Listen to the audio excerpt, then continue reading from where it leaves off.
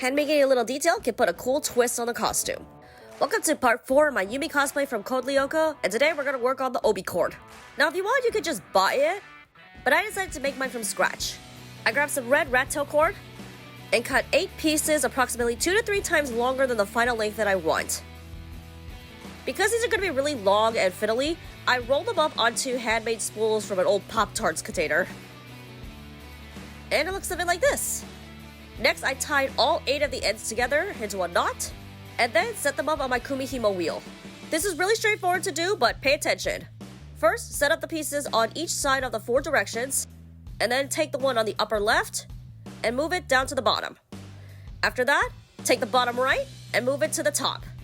After that, rotate the wheel 1/4 to the left, and then repeat. To weigh down the new cord, I fastened a handmade weight from some old keys and a clip, and if I ever have to stop, I use a clip to also mark where I left off. Now you just have to rinse and repeat. Depending on the length of the cord you want, this could take a very long time, so if I were you, I'd put something on while working on it. Once the raw cord gets down to a manageable length, you can take them off your handmade spools and continue on to the end. And once I'm done, I just temporarily tie off the ends with a knot. I then measured and cut to the final length that I wanted, and now I'm gonna create the tassel ends.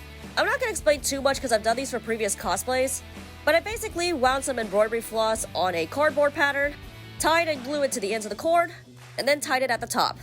To get the pointed shape, I first brushed out the floss with a comb, and then gave it a haircut with my thread scissors. And with that, the obi cord was done.